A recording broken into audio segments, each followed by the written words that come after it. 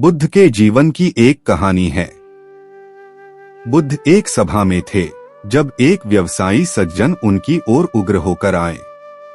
वह मानते थे कि बुद्ध कुछ गलत कर रहे थे क्योंकि बड़ी संख्या में लोग उनका अनुसरण करने को आकर्षित हो रहे थे। उस समय सभी ध्यान कर रहे थे और लोग शांत और चुप थे। उस व्यवसायी ने देखा था कि उसके बच्चे बुद्ध के साथ रोज बैठकर प्रतिदिन 2 घंटे ध्यान करते हैं। इस पर उसने सोचा, अगर उनके बच्चे इसके बजाय व्यवसाय में लगें तो वे और अधिक धन कमा सकते हैं और वे अधिक धनी बन पाएंगे। बुद्ध जैसे किसी के साथ 2 घंटे बिताना, आंखें बंद करके बैठना, उससे क्या मिलेगा? इसलिए वह बहुत परेशान था और उसने खुद से कहा, मैं बुद्ध को सबक सिखाने जाता हूँ। रोष में तमतमाते हुए वह बुद्ध की ओर आया, पर जैसे ही पास आया उसके सभी विचार गायब हो गए। लेकिन क्रोध अभी भी था। वह कांप रहा था। उसने बुद्ध की तरफ थूक दिया। बुद्ध बस मुस्कुराए, लेकिन अन्य सभी शिष्य क्रोधित हो गए।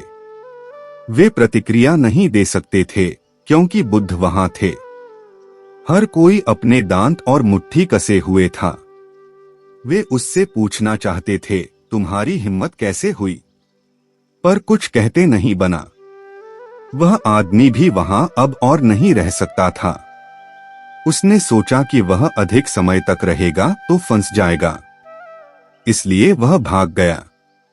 पर बुद्ध ने न कोई प्रतिक्रिया दी, न कुछ बोले, बस मुस्कुरा दिए। वह आदमी पूरी रात सो न सका। जीवन में पहली बार वह किसी ऐसे व्यक्ति से मिला था जो मुंह पर थूकने पर भी मुस्कुरा रहा था। जैसे वह कांप रहा था, उसके पूरे शरीर में एक परिवर्तन आ गया। सारी दुनिया उल्टी लग रही थी। अगले दिन वह आया और बुद्ध के चरणों में गिर गया और बोला, कृपया मुझे क्षमा करें।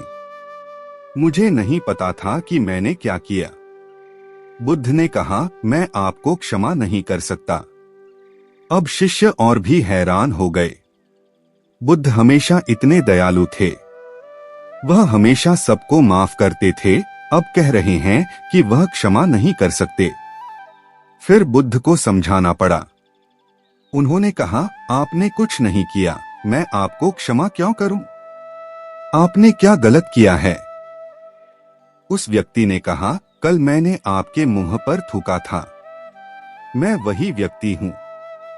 बुद्ध ने कहा, ओह, जिस पर तुमने यह किया वह अब यहाँ नहीं है। अगर मैं उस व्यक्ति को मिला तो मैं आपको क्षमा करने के लिए कहूंगा। इस व्यक्ति के लिए जो यहाँ है, आपने कुछ गलत नहीं किया है। आपने कभी कुछ गलत नहीं किया है। पहले किसी को अपराधी बनाकर फिर कहना कि ठीक है, मैं तुम्हें क्षमा कर दूंगा, यह करुणा नहीं है। आपकी माफी ऐसी होनी चाहिए कि जिस व्यक्ति को माफ किया जा रहा है उसे पता भी न चले कि आप उसे माफ कर रहे हैं। उन्हें गलती के लिए दोषी भी महसूस नहीं कराना चाहिए। यह क्षमा का सही प्रकार है। अगर तुम उन्हें उनकी गलती को महसूस करा रहे हो तो इसका अर्थ है तुमने उन्हें माफ नहीं किया। गलती किए जाने या अपराध की भावना ही दंड है। अपराधी होने की भावना आपको सिर्फ खाती ही नहीं, निगल जाती है। ज्ञान आपको अपराधी भावना से दूर ले जाता है और ऐसी जगह खड़ा कर देता है जहां से आपको दुनिया दिखाई ही नहीं देती। छोटे दिमागों की यह सारी उलझी हुई बातें आपको दिखाई नहीं देती। वे सभी तुच्छ प्रतीत होती हैं। यही समाधि है। क्षमा भाव ईश्वरीय गुण है। यदि ईश्वर के और समीप जाना है तो क्षमा भाव को अपनाना होगा।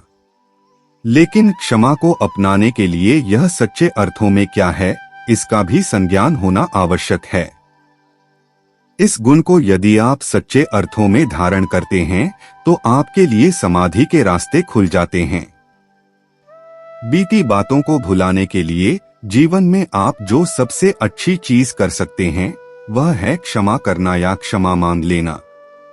यदि यही सोचते रहेंगे कि आपको माफी मांगनी चाहिए या नहीं, तो ऐसा न हो कि वक्त ही बीत जाए।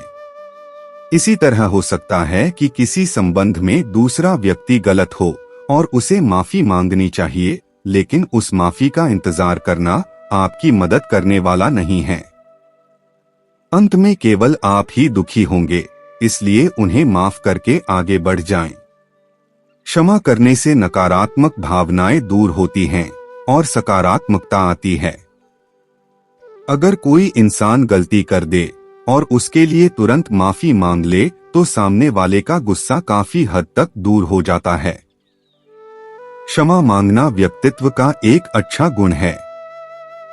इसी तरह किसी को क्षमा कर देना भी अच्छे व्यक्तित्व की पहचान है।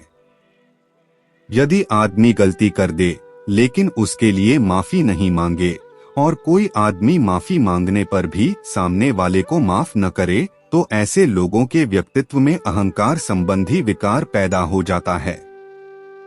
दोनों ही तरह के व्यक्ति अपराध से कभी मुक्त नहीं हो पाते हैं।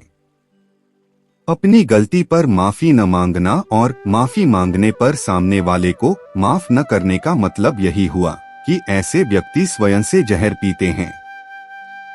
मनुष्य जीवन इतना लंबा और अटपटा है कि यदि क्षमा मांगने और देने का गुण व्यक्ति में नहीं है, तो उनका जीवन बड़ा कष्टकारी बन जाता है।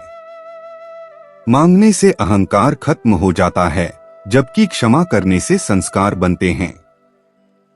कवि रामधारी सिंह दिनकर कहते हैं कि क्षमा वीरों को ही सुहाती है। जो व्यक्ति सामने वाले को क्षमा कर देते हैं, उसकी चर्चा चारों दिशाओं में फैल जाती है। रहीमदास जी कहते हैं कि छोटे गलती भी कर दें तो बड़ों को उन्हें माफ कर देना चाहिए। क्षमा को शीलवान का शस्त्र, प्रेम का परिधान और नफरत का निदान कहा गया है। यदि सामने वाला किसी की गलती को माफ करता है, तो उस व्यक्ति की सहायता करता है, साथ ही स्वयं की सहायता भी करता है। निरंतर क्षमा भाव में रहना ही आपकी समाधि अवस्था है। समाधि जिससे आप प्रतिपल ईश्वर के और प्रिय बनते जाते हैं। धन्यवाद।